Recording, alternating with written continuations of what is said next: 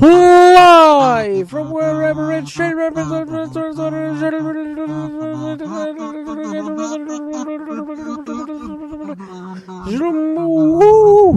and now here goes an Andy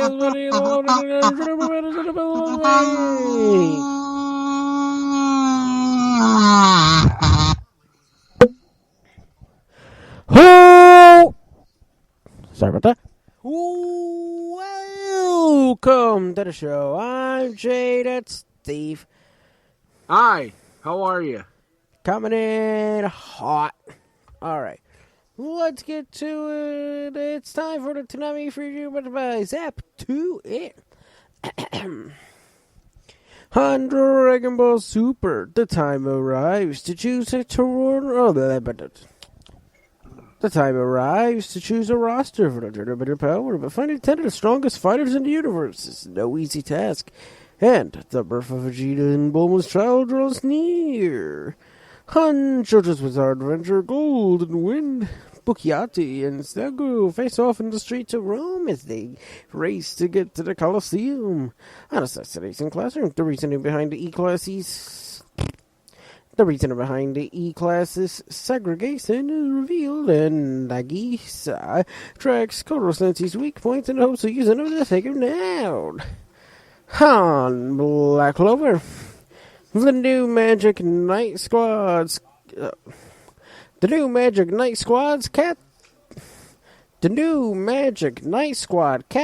meeting. Not convoluted at all. On Fire Force, while Dr. Giovanni continues Vulcan's workshop, Hibana comes to Sinra's aids, allowing him to respect El Vulcan and Arthur as fans all trying to deal with Mirage's illusions.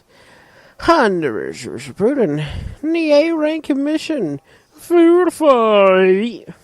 And on Samurai Jack, Ashi search for Samurai Jack helps her to see its effect on the world after encouraging numerous people in places where he has changed things for the better. And that is your Tsunami Free Road when it was out to it, and now on the name of the rest of the show. All right, let's rock it. Let's roll it for tonight's edition of your Wrestling Report. We begin with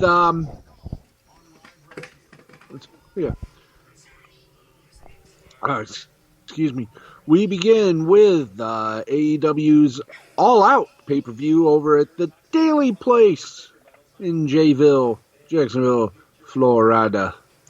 It all started with the All In on the U of Tube.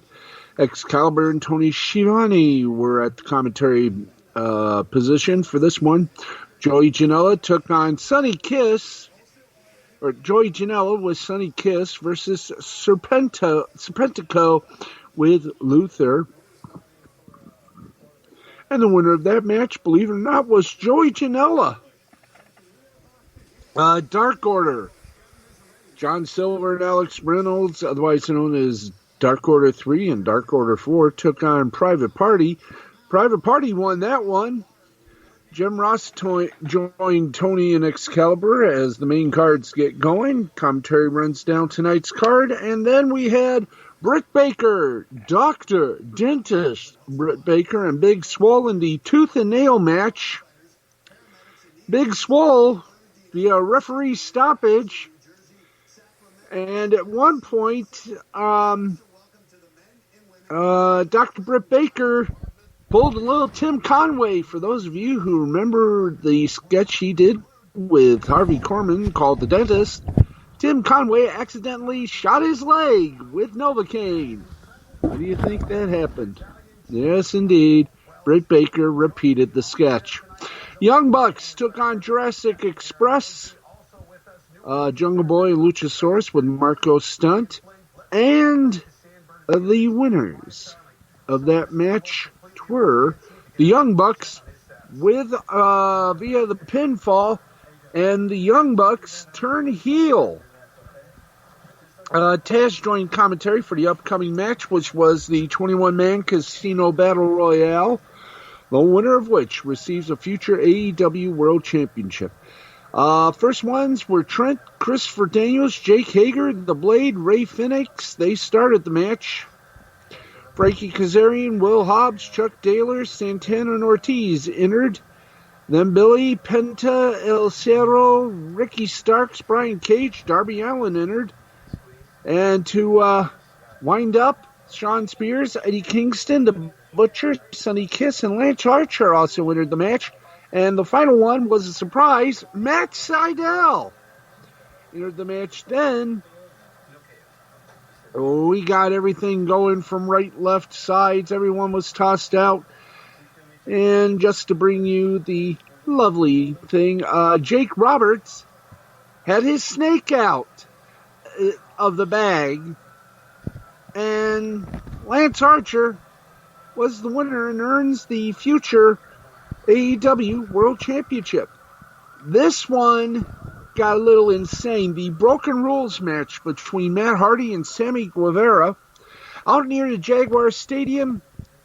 Hardy is looking for Guevara, who slowly creeps up on him in a cart.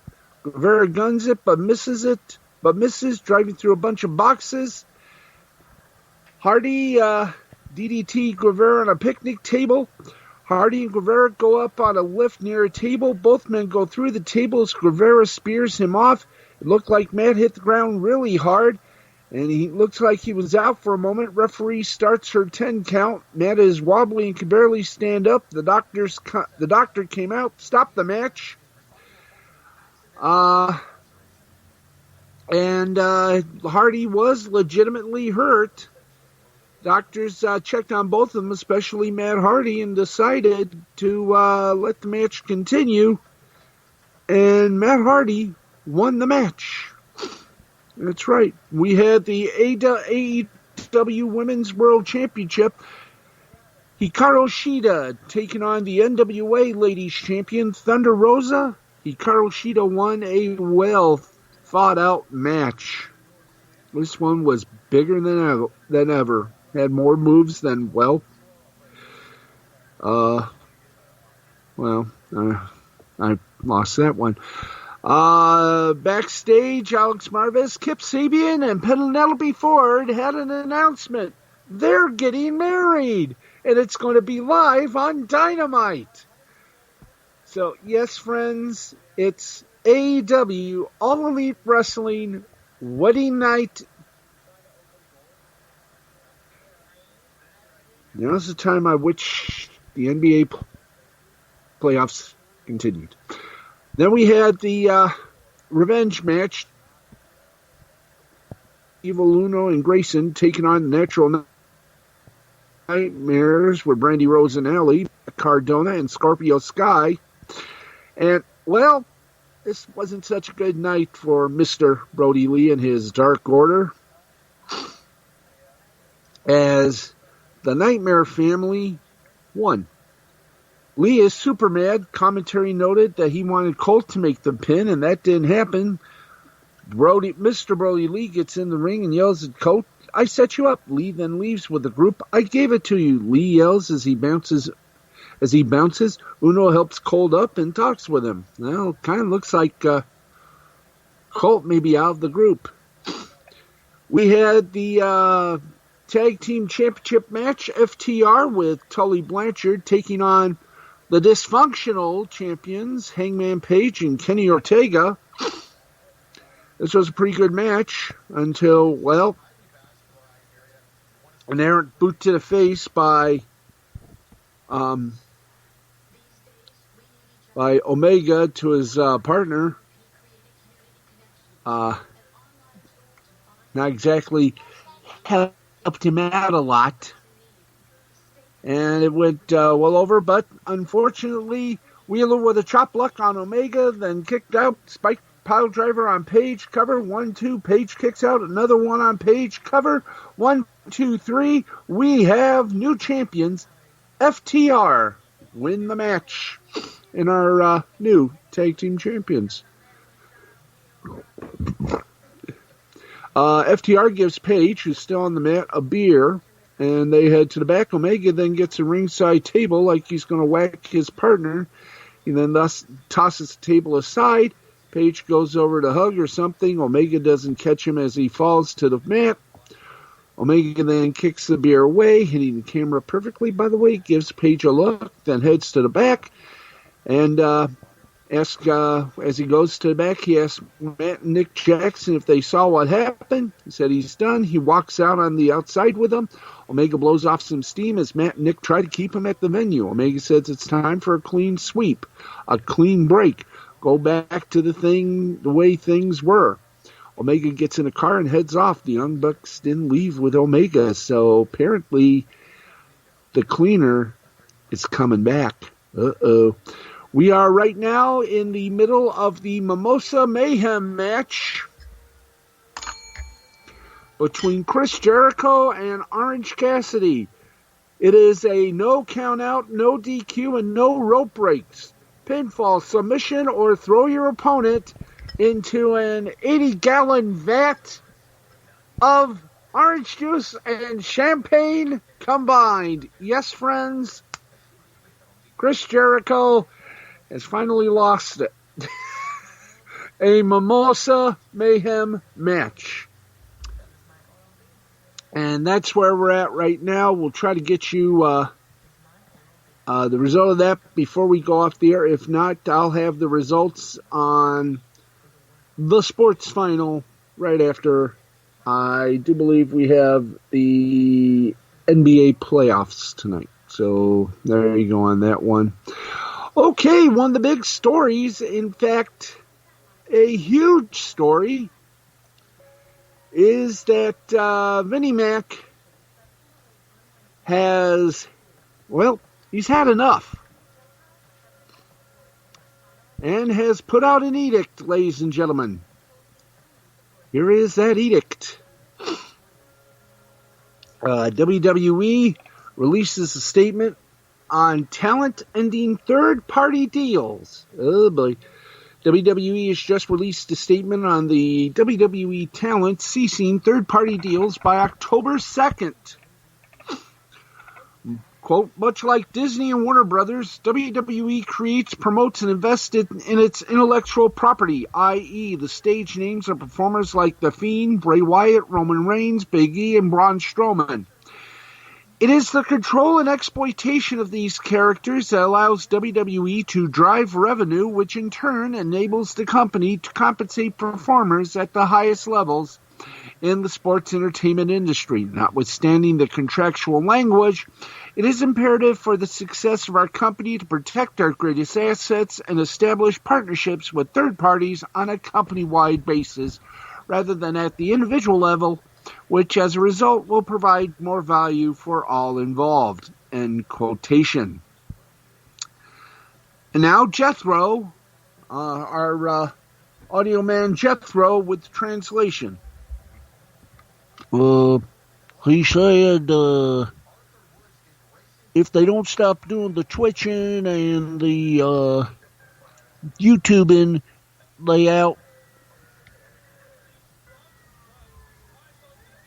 Well, as noted last Sunday, you sure you're done? I'm done. Okay.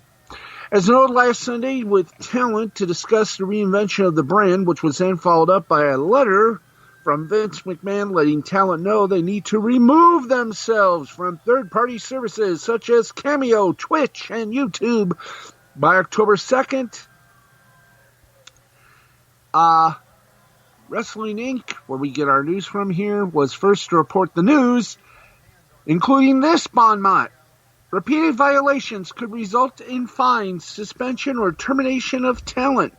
Vince's letter notes that the actions are necessary as they go into the next phase of growth, end quotation, for the company.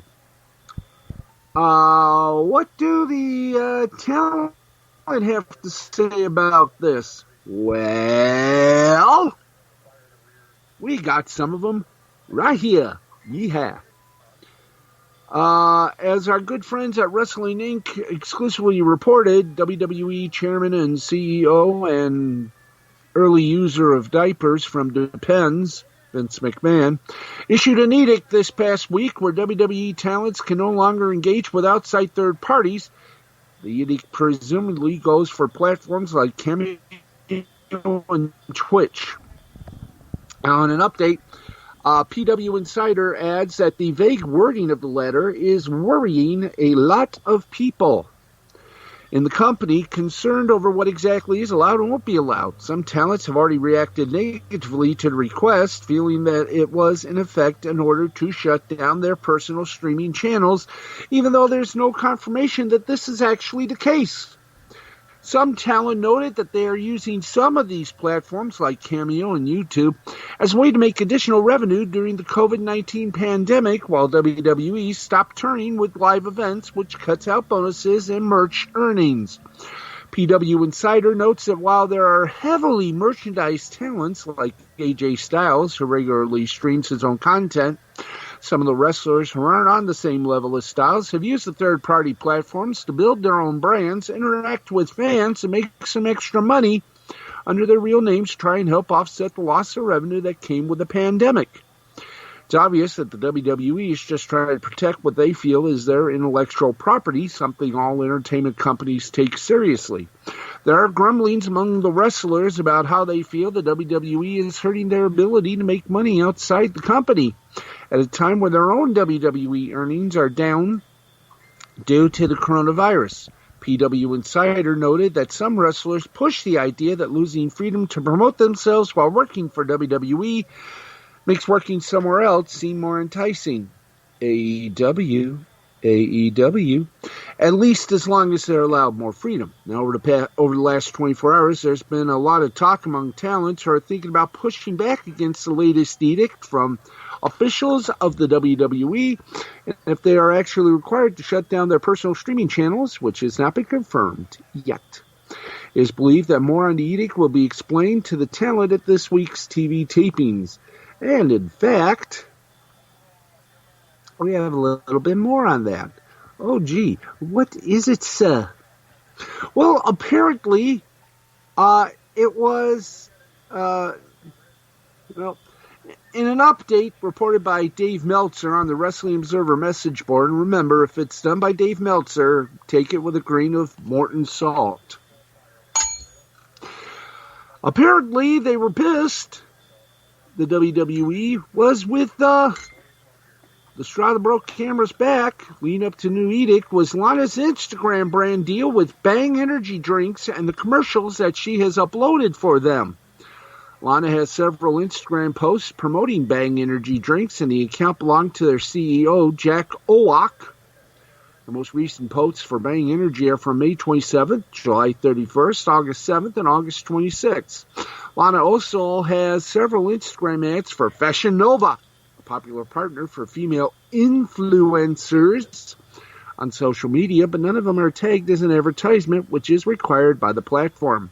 She also has partnerships with at least two other brands. It's interesting that WWE has recently put an emphasis on Lana being a social media influencer with her character change on Raw. It was believed that more details on the new edict would be revealed to talents at the next TV tapings, including specifics on what they can and can't do. Those tapings would have been for last night's SmackDown and Monday Night Raw, so we should be hearing more details soon. So get ready for this. Rey Mysterio, by the way, gets his own animated series. That's good news. Here's the bad news. It's going to be on Cartoon Network Latin America. According to Lucha Central, the series will combine the excitement and adrenaline of wrestling with mystery, mythology, history, magic, and supernatural beings. Mysterio said, "After 35 years of career and multiple achievements, I was still missing something. I always wanted an animated series with the character of Rey Mysterio, and when the idea was presented to me, I was immediately captivated. Working with Cartoon Network has been incredible. I can't think of anyone better than this group to make this project a reality." As reported earlier, Mysterio suffered a torn tricep during a tag team match at Sunday's Payback pay-per-view. The injury led to WWE pulling him from a singles match against Seth Rollins during Monday's edition of Raw. There's no word yet on where Mysterio will be back in action. Okay, let us go for a quick update before we move on further to the little results and everything else therein. That's your cue, boys. Can we zap on over and get to the many results of, let's see, give you an update on the Mimosa Mayhem match. If we got it, and I do believe we just might have it here. There we go. Let's take it to. Okay. No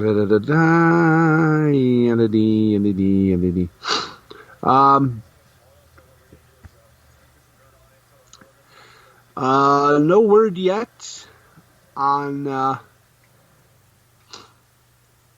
the Jericho versus Orange Cassidy match.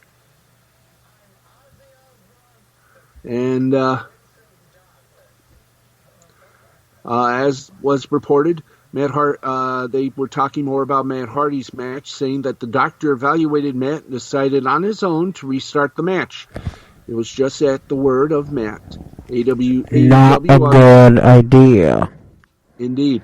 AEW obviously seen the backlash on social media about Hardy continuing the match.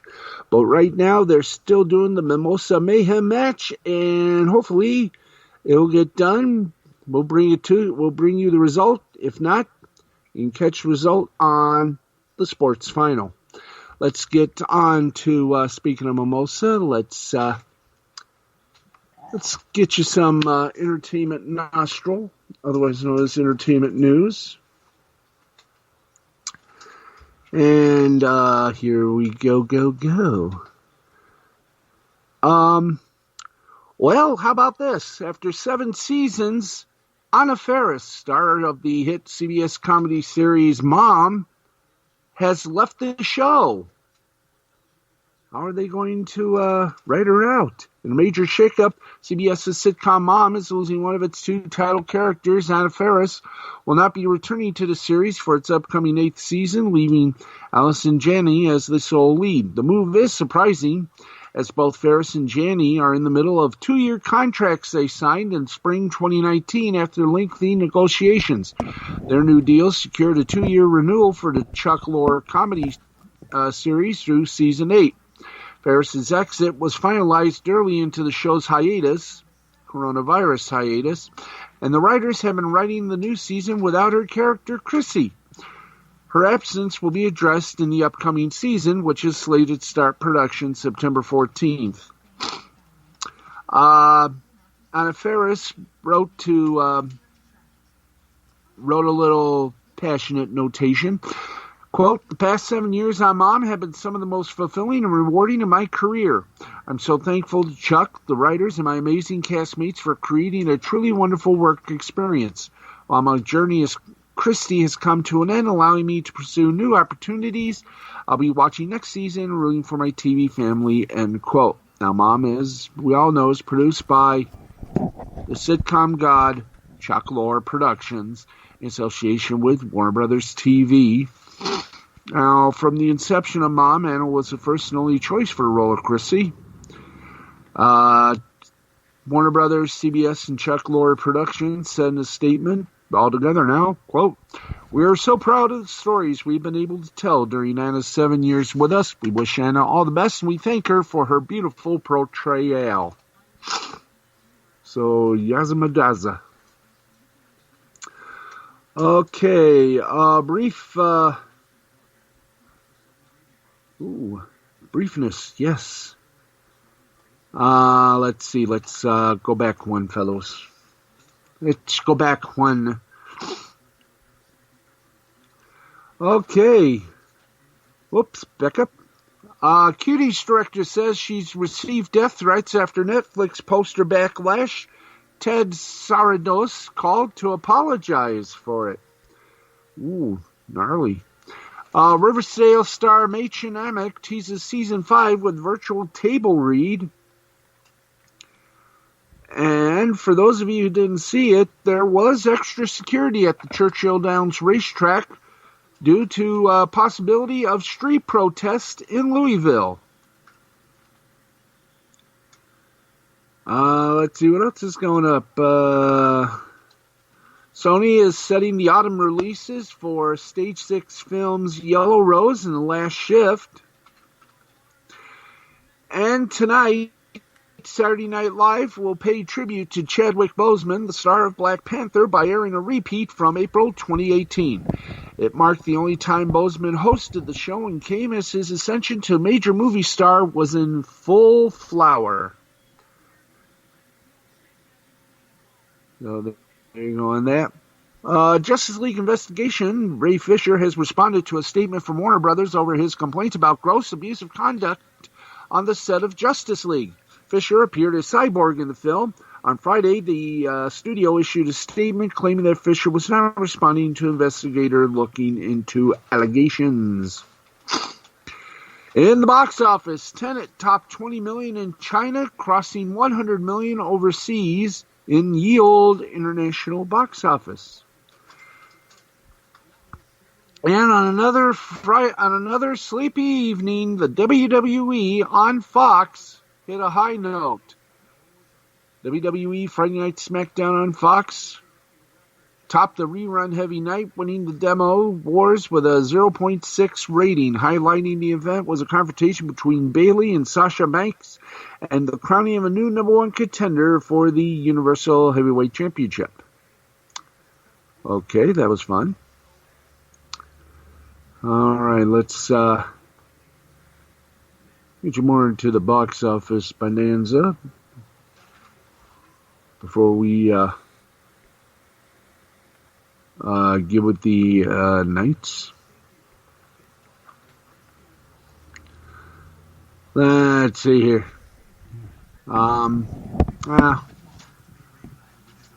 Let's see. Let's see here. Tenet arrives in the U.S., looks to bring normalcy back to the box office. As we all know, movie theaters should open sometime next month. Unless they're already open now. In that case, go to the movies. See some good ones. All right. Let's go for one more completely outrageous update on the Mimosa Mayhem match between Chris Jericho and Orange Cassidy. Let's get to it. The Mimosa Mayhem match must have ended. At least, unless by a miracle something else has happened. Baha. But here we go. Twiddle, twiddle, twiddle. Downward stroke, downward stroke. Okay. Come on, hurry up, boys and ghouls. By the way, being married on a wrestling show, All right, folks. Okay, we have a winner in the Mimosa Mayhem match. Orange Cassidy with a Superman punch. And down goes Jericho in the Mimosa. By the way, next week on Dynamite, which will air, believe it or not, Wednesday night at 8. Kip Sabian and Penelope Ford are getting married. Sabian will announce his best man. Brody Lee takes on Dustin Rhodes for the AEW TNT Championship. And the AEW World Champion, be it Moxley or MJF, will speak and bring that. And that is an entertainment section. I can't wait for next week.